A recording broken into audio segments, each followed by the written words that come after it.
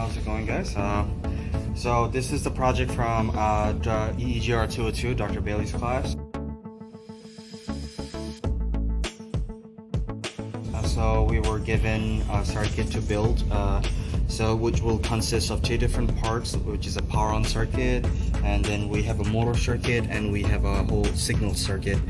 And basically, the way it would work is that we have an NTC, which is a temperature sensor. So basically, when the temperature we have an NTC in this particular sensor.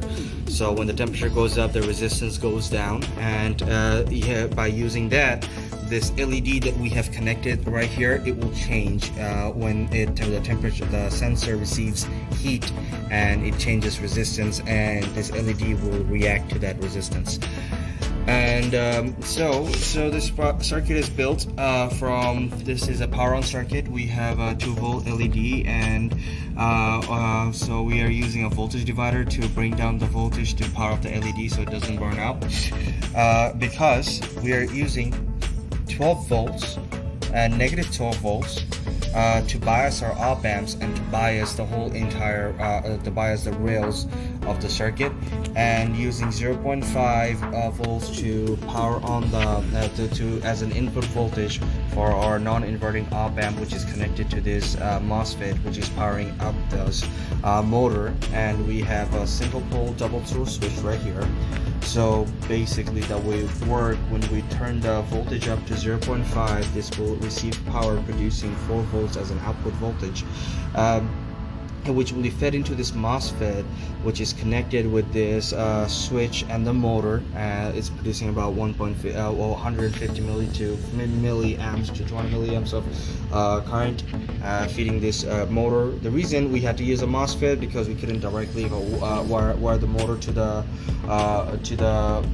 voltage source, because it would burn up the motor. It's going to be too much for the motor to handle. And we have a switch right here, because when this receives power, the motor will keep on turning if we don't have the switch to cut off the power. So simply the way it works is this will dip into this room temperature water, okay, and basically, and this one of this the part of right here, this edge will hit the switch, therefore cutting off the power in the motor part. The green light will indicate that there's power going into the whole circuit, and the yellow light will indicate the sensor is out of the water, which is a little bit of below room temperature. And this white LED will indicate that we have so when the white LED will indicate when when the temperature changes, so it goes when it receives the temperature from the water, which is room temperature.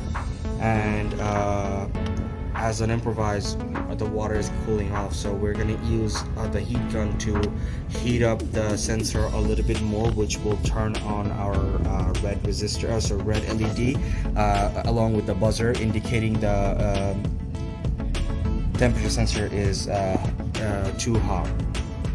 All right. As you would see, the red wire is producing 12 volts. The yellow wire is outputting, not producing, it's outputting 12 volts. This yellow wire is outputting a negative 12 volts. This is our common ground, and this is 0.5 volts coming out of here, feeding the op amp.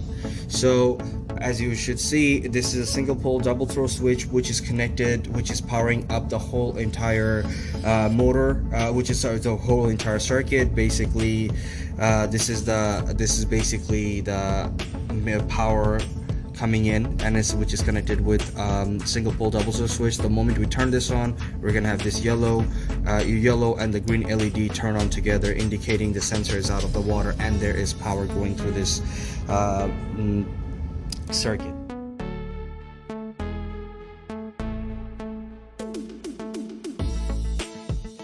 So when we do our demonstration, when we turn up the voltage to around 0.5 volts, that 0.5 volts should be fed into the op amp, then it gets fed into the MOSFET, which that feeds into the motor and the switch, and causing the lever to land on the switch, because if it doesn't, it'll just keep spinning.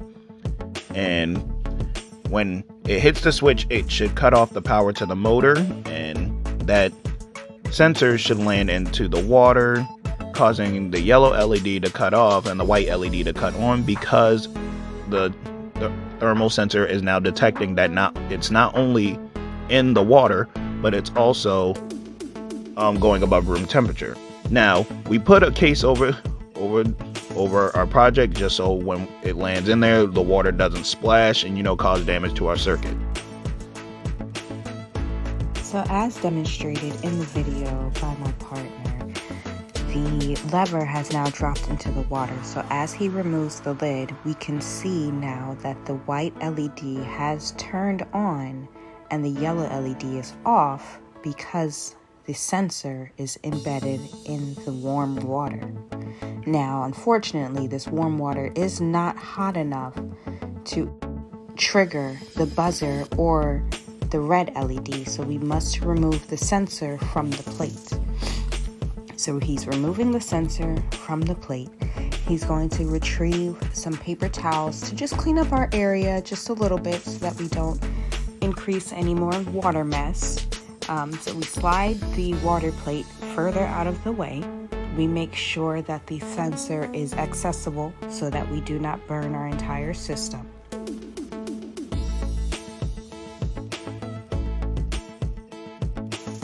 So as we turn the heat gun on, increasing it in power, we will then trigger the red LED as well as the buzzer once it has reached the temperature in which it needs to reach.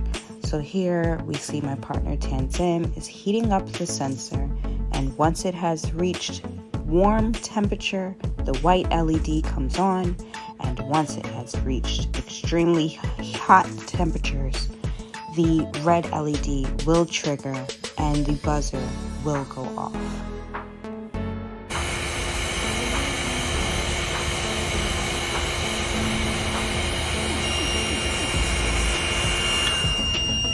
Alright, that is with the buzzer right here connected with the red LED indicating it's too hot, and that's basically our circuit.